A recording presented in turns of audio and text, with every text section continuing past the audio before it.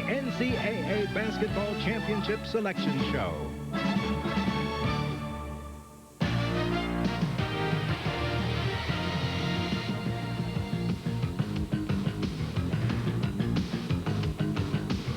CBS Sports presents the NCAA Basketball Championship Selection Show, sponsored by Pizza Hut, who reminds you that any time's a great time to stop and smell the pizza. And hi, everybody. Jim Nance in New York, along with Bill Raftery, Billy Packer, my favorite 30 minutes ahead. And hold your breath. Let's get out to Kansas City. James Brown, get it underway, please. All right, Jimmy, thank you very much. And my favorite 30 minutes as well. And we are set to reveal the 64-team field for this year's tournament. Let's get right to it by revealing the 1 seeds in the 4 regions. And, folks, take a look. The 1 seed in the East, North Carolina. Purdue has played itself into a 1 seed in the Southeast. It's Missouri, the 1 seed in the West. And in the Midwest, Arkansas. All right, let's move in the East and give you these games, which will be played on Thursday, Saturday in Uniondale, New York. The 6th seed is Nebraska. Danny Nee's team and his staff, congratulations, 4th consecutive appearance. They won the Big 8 tournament. The Pennsylvania Quakers will be the team. They will go up against 29 straight Ivy League victories. The Florida Gators, coached by Lon Kruger, first appearance since 1989. They will take on Lefty Driesell and the James Madison Dukes, 3rd different team that Lefty has taken to the NCAA tournament. Gene Bartow's Alabama Birmingham team, the 7th seed. Great season for Bartow. Congratulations to them. They will take on Mike Jarvis and the George Washington Colonials, winners of 8 of the last 10 games. Jim Calhoun's Connecticut Huskies, the 2 seed. Big East regular season champions, led by National Player of the Year candidate Donyell Marshall, will take on Ryder. Now, it is #1 North Carolina as we look at the Friday, Sunday games in Landover, Maryland. Carolina, the #1 seed, will take on the divinely inspired Liberty Flames. 8th seed, Washington State, coached by Kelvin Sampson. First appearance since George Raveling took the Cougars to the tournament, that in '83, taking on Boston College. First appearance since Gary Williams did the trick back in '85. The 5th seed, Indiana, slumped down the stretch of the season, lost 3 of the last 5, but they will take on Ohio University, led by big-time player Gary Trent and a squad that also beat Connecticut by 9 points late in December. John Chaney's team, suffocating defensively. The Temple Owls, a record of 22-7, will play the Drexel Dragons, a record of 25-4, out of the North Atlantic Conference. All right, now these are Thursday, Saturday games in Lexington, Kentucky in the Southeast. It is Purdue, as we mentioned. Gene Cady has a guy by the name of the Big Dog, Glenn Robinson, who will take on Central Florida, the Golden Knights. First tournament bid for the Golden Knights. All right, the 8th seed, Providence Friars. Rick Barnes, congratulations. Coming off its first ever Big East Tournament Championship, will play the Alabama Crimson Tide. The Demon Deacons of Wake Forest are in. Dave Odom's club beat Duke twice and North Carolina once, and will play College of Charleston. All right, the 4th seed, the Kansas Jayhawks. Roy Williams' 5th consecutive appearance for last year's Final Four team, playing Tennessee Chattanooga, the Moccasins' 2nd consecutive appearance for the champions of the Southern Conference. All right, in St. Petersburg, Florida, these will be Friday, Sunday games. The 6th seed, the Marquette Warriors. Congratulations to Kevin O'Neal. Marty Fletcher out of DeMatha High School, coaching Southwestern Louisiana. That is the 11th seed there. Next up, 3rd seeded Kentucky. The Wildcats, an NCAA record 35th overall appearance, will host Tennessee State. Frankie Allen's team, nice job down in the Ohio Valley Conference. The 7th seed, Michigan State, coached by Judd Heathcote, will play P.J. Carlesimo's Seton Hall Pirates. A big performance this weekend in the Big East catapulted them into the big dance. Mike Krzyzewski's Duke Blue Devils, 11th consecutive appearance for the 2-time national champions, and they will play the winner of the SWAC championship. That game tonight between Texas Southern and Jackson State. All right, and that is half the field. We will come back with the remaining 32. We'll do that after this message and a word from your local station.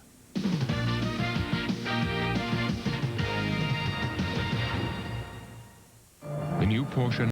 Right back here in Kansas City, half the field has been revealed. Let's get you caught up to date on the remaining 32 teams. These will be Thursday, Saturday games in Ogden, Utah. The #1 seed, Missouri, not hurt at all by that loss in the Big 8 tournament. Missouri will host Navy's midshipmen, coached by Don DeVoe, the Patriot League champions.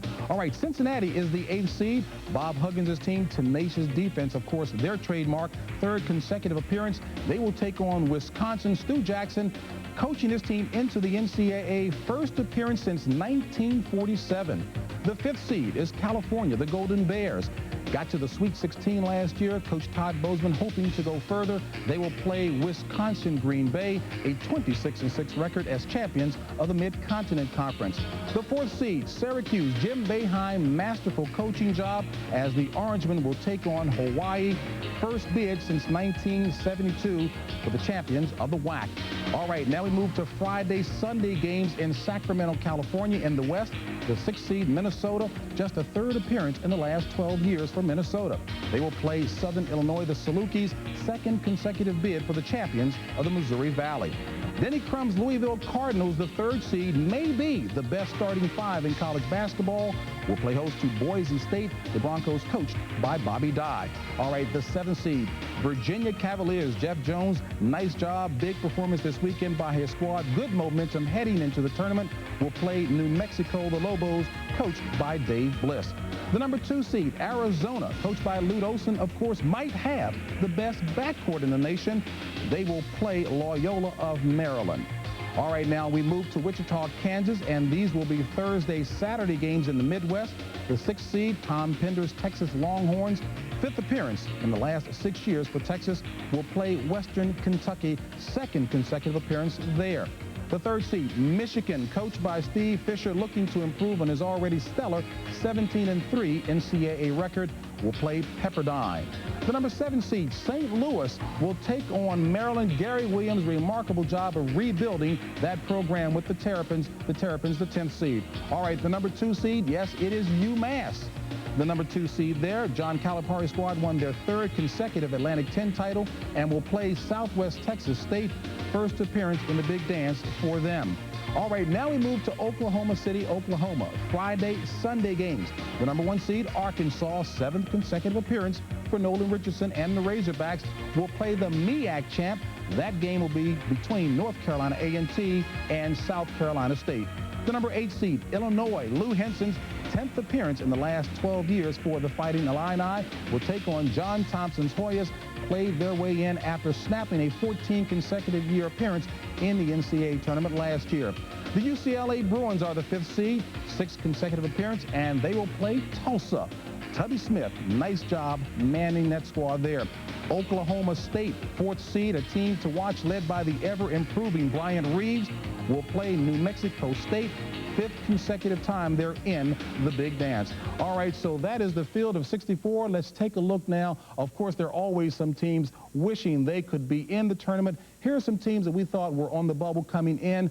Folks, I don't think you can complain at all about the job done by the committee. We look at these squads here. Of course, their fans are a little upset. Villanova, a team of the future for sure, a young squad, but those are the bubble teams that did not make it into the field of 64. And when we come back to Kansas City, we'll have a conversation with the chair of the men's basketball committee, Tom Butters. But right now, we'll send you back to New York, the big 3, Jim, Bill, and Billy. All right, well, thank you, JB. We'll get back to you shortly. One more look at the number 1 seeds in the East. It's North Carolina. They're headed to Landover. And it's Purdue in the Southeast, probably securing that today, maybe taking it away from UConn. Missouri will go west. That's a surprise. And Arkansas to Oak City and could be routed through Dallas, of course, is the regional for the Midwest. So there's your 4 number 1s. The Final 4 bracket shapes up this way. East meets Southeast. April the 2nd, national semifinals. Midwest and the West are on the same side. But that means, to me, a little surprise, Duke and Carolina are on the same side. I thought maybe in Charlotte they'd be on opposite ends. Not able to meet until Monday night for the title if that worked out that way. But they're on the East, Southeast. They could possibly play at the Final 4. Conference breakdown. 7 from the Big Ten as Wisconsin got in. And the Big East, a surprise to many, Seton Hall securing the 6th. And 5 from the ACC as Georgia Tech was left out. Now, just a moment ago, the reaction at the home of Massachusetts coach John Calipari as UMass found out their destination as the 2 seed in the Midwest. They'll be facing Southwest Texas State in a game on Thursday in Wichita. All right, Raph and Pack, we'll be back in just a moment. Tom Butters ahead. Also, one more look at the brackets. So get your pencils and your brackets ready. We'll go through it one more time as we continue on the road to Charlotte. Tom Butters, the chair, joins James Brown. JB?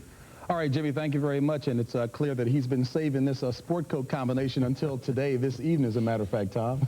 I'm much more dressed than I was earlier occasions with you. Tom, let's talk about the number 1 seeds, or the 1 seeds, if you will. Purdue, clearly a Midwest team, getting the 1 seed in the Southeast. Arkansas, a Southeast Conference team, going to the Midwest. The rationale there? Well, anytime we have an opportunity to place teams in their areas where their fans can have the best chance of seeing them, we try to do that. It's kind of a misnomer when you think that Southeastern team being Arkansas, they would necessarily stay Southeast. That's not true. We've tried to accommodate Arkansas by putting them closer to home in Oklahoma City. We have not in any way hurt Purdue by the opportunity of letting them go to Lexington. So we've really looked at it in trying to accommodate fans. Unfortunately, you've got a team of Missouri. Somebody had to go west. And that simply comes down to ranking those number 1s, and that was done, and they were the team to go west. Connecticut, one of the teams that certainly formed that pool of 1 seed candidates, hurt by the loss. Does that say that because North Carolina is the 1 seed, that maybe more emphasis placed on the conference, the ACC, versus the Big East? I don't think so. I think that both of them came in with the possibility of being a 1. Connecticut having lost early, Carolina going on, winning the championship. Carolina obviously has had a great season, as has Connecticut. And I don't think it shows any disfavor, hopefully, to Connecticut. What it does do is say that both of them had outstanding seasons. They're 1 and 2 seeds, and we obviously wish them well in the East. All right, I know the guys in New York are chomping at the bit as well. Let's get it back to Jim Nance. Jim? I think that's the way to phrase it.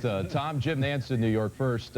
As tumultuous a day as Saturday was in college basketball, what did that do to the committee, and how much shuffling as a result of the upsets? Jim, I don't think I've ever experienced a day quite like yesterday. In many ways, it represented, I think, the entire season, so we probably shouldn't have been surprised. But we had done an awful lot of work prior to the outcome of those games, and then so many of them fell in a way that where there were upsets that we simply had to go back to the drawing table last night. We worked quite late last evening trying to readjust and rethink our positions. And so it was a late night, and then we got up very early this morning to begin again. Tom, I want to jump back into a league you're very familiar with, the ACC. They had 1 less team than the Big East, and the team that jumps out at me right away is a Georgia Tech club that I realize has some real injury problems right now, but they had 2 wins over North Carolina, wins over people like Wake Forest, Virginia, Temple, and Maryland. They had to be one of those clubs that on the bubble didn't quite make it, huh? Well, they were, and obviously, as you and I know, they're an outstanding ball club, and it's difficult anytime you leave any team out that is deserving of the kind of consideration that they received and not get in, then obviously you're concerned about that. But although they had some wonderful wins, as we're both well aware of, they simply didn't have enough of those kinds of wins, and especially against teams perhaps that they should have won. Tom, Bill Raftery, did the UConn loss open it up for another Big East team? No, I don't think that's the case, Bill. I think what happened was that there were obviously openings, and we had to take a look at who was the best of the 34 teams at large in the country with which to fill those openings. And we did that, and we looked at it long and hard. There were a lot of teams that won. There were some 63 teams that won 20 games or more. I think only 45 of those are in the tournament. So we looked at all of those teams and a variety of others from smaller conferences or lesser conferences on the RPI, and gave careful consideration to it. But at the end of the day, we felt that Seton Hall was among the best 34 in the country. And in fact, Tom, when you really look at the seedings, the at-large teams with the worst seedings are Tulsa a 12 and College of Charleston a 12. Is it fair to say they're the last 2 teams to get into the field? Jim, you know, I guess it would be fair to say that, but I'm not quite sure that that's accurate. It can't be done quite that way. It is, obviously they weren't among the first to be put in, but there were several teams that were in that mix, teams that looked very much alike, at least from the committee's perspective. And I frankly can't tell you whether either of those teams were last or next to last, but they were in that grouping. Tom, the Midwestern Collegiate Conference with Xavier and Evansville got no one. I realize they were upset in their postseason tournament, but then you have the Trans-American that got 2 teams into the field of 64. Seems like a little imbalance there. Well, no matter which way you go, Billy, I think you're going to have that kind of an argument. What we did was to take a look, for example, at the College of Charleston. The fact that they were 22-3, the fact that they did play a couple of teams, 3 teams in the top 100, the fact that they did win those games, the fact that they beat Alabama by 22. It gave them an opportunity to be noticed and to be studied and be compared against those teams like those you've mentioned. And again, we simply came out where we did. All right. Well, Tom Butters, thank you for joining us. And James Brown, excellent job out there in Kansas City. All right, Jimmy. We'll look forward to getting the show underway on Thursday at 12 o'clock Eastern Time here on CBS. But we're going to take one more look at the brackets and bring in the experts, the Raft and the Pac-Man, coming up in just a moment. Stay with us.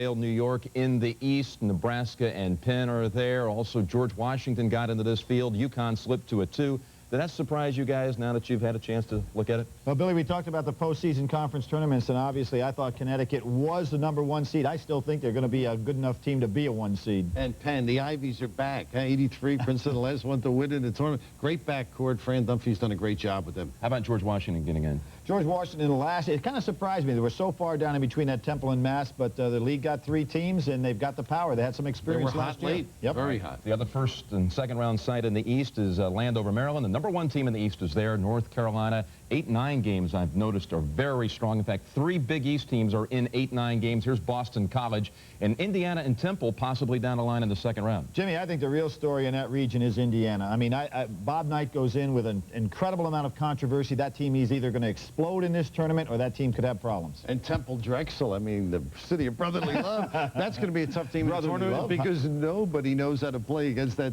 zone matchup defense. I think the East is very strong. Let's shift now over to the Southeast. Purdue got the 1 seed, I believe, locked up today with that victory against Illinois, don't you? Well, they really have come on so strong of late. Glenn Robinson steps up today. We've talked about the comparison with Danny Manning and what he did with Kansas. Robinson certainly has that potential. And Providence, Alabama, great game, Billy, but how about Wake, the alma mater? That's not going to be easy. That isn't. You know, we weren't knocking the College of Charleston. No. I mean, they've had a fine season and moving up to Division I so quickly. We're ineligible for the postseason tournament, and it's good to see them in there. But bottom line, are you surprised they got in ahead of, say, Georgia Tech? Yes, I am. Okay. I am. Or Xavier even. Or Xavier, or Southwest, another Southwest Conference team. Also in the Southeast, this is action in St. Petersburg, and there you see Marquette's in that bracket, along with Kentucky, which means Kentucky, if it advances to the regional, will be playing in Knoxville, SEC side, of course. And Seton Hall. Raph, I got to come to you now. What about Seton Hall getting in there? Judd Heathcote, great job there, and I'm sure PJ's delighted. I thought they played very strong late, outstanding defense, maybe his best coaching job ever with this group. Hey, I want to mention something, too, about that Kentucky club. Remember last year when they exploded in the SEC tournament and the way they played throughout the regionals? That's a team to look out for. And Duke Seton Hall, we've seen that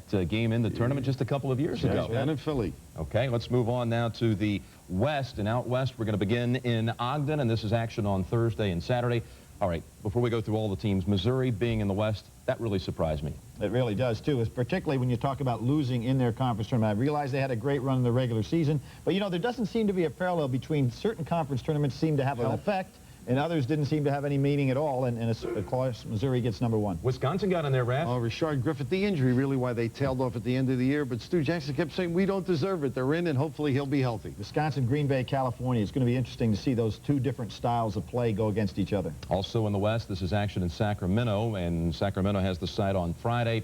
And Sunday, Arizona is the 2 in the West. Maybe they could have won the West yesterday, Billy, had they won that game. An incredible day in the Pac-10 when you figure the top 3 teams, all of which will be going this tournament, all lost yesterday. And Billy, Denny Crum shooting the threes. Did you ever think it would happen last couple of years? He didn't like it when it first started, but he's taking advantage now. Experienced club, tough in the middle as well. A lot of people like Louisville, Raph. What do you think? Rozier played a great day today. I mean, as Billy mentioned, Morton an outstanding performer and embracing the threes, which has opened things up. 2 starting freshmen are no longer freshmen. He whispered to me that Minnesota surprised you a little bit being a 6. Well, I think they moved, you know, the Big Ten going 7 deep. I mean, that league was so tough this year and deserved those 7 seeds. All right, gentlemen, over now to the Midwest. This is in Wichita. Texas, the only team from the Southwest Conference to get in, as A&M was left out of it. And Michigan, with a couple of starters in there from the state of Texas, they could be looking ahead to Michigan-Texas round 2. Well, obviously, we talked about Purdue's great run at the end of the season. Michigan, of course, tailed off. Those guys, the Fab Four now, were trying to go ahead and win their first Big Ten title. It didn't go their way. And no Houston in there. Jimmy a little bit upset at that. Yeah, you gotta throw but it in St. there. Louis and Spoonball. Gary Williams better be prepared. This is another team that shoots the threes and is confident. How about the great Midwest? They had no automatic bid. They ended up with 4 teams in the tournament. How about UMass going to the Midwest instead of being in the East after it won the A-10 on Thursday night? Does it surprise you? It doesn't surprise me, but and I think they'll be happy to play anywhere. This is a terrific basketball team. When they played Temple the other night, they were prepared. Beat them 3 times is incredible. And the final bracket we're going to show you one more time is in Oklahoma City. And boy, the Razorback fans are getting ready for Oak City and then down the line to be in Reunion Arena in Dallas. Illinois and Georgetown. That's a great 8-9 game. It is, Jim, and I'll tell you really a tough situation. UCLA, which everybody talks about, you know, when are they going to make their thrust? How about having to play in Oklahoma City against a Tulsa team that has proven to be very tough there? It's poor New Mexico State as well against Oklahoma State right there near home. Oklahoma State and Arkansas, if you look way ahead, could be playing in Dallas, and that would be some frenzied scene, wouldn't it? Eddie Sutton would like to show him that he has got a ball club. So there you have it. That's a look at the brackets one more time. And after you've taken a look at them, Billy, tell me which one's the strongest region of the 4, you think? Well, I look at the #1 region, the Midwest. I mean, and because of the way that they came at the end of the year, I still think Arkansas is a Final Four team. Massachusetts, as Billy said, just a very strong team. I like Michigan's experience in Oklahoma State with Eddie Sutton. Tough. I guess it's where he wants to go, huh? Southeast, I think, would be the next strong. I like the East. All right, so there, I guess it's balanced. I'll tell you one thing we might all agree on. I think the West is the weakest. 3 of the top 4 seeds lost their last game. All right, guys, we're set now for Thursday. Thanks. Enjoyed it. And while the travel agents right now start scurrying to make reservations, we'll remind you to reserve Thursday and Friday to watch the first round here on CBS. Coverage starts at noon Eastern time. Prime time starts at 8 Eastern. For Billy Packer and Bill Raftery, Jim Nance, we'll see you here Thursday. CBS Sports presentation of the NCAA Basketball Championship Selection Show has been sponsored by Pizza Hut, who reminds you that any time's a great time to stop and smell the pizza.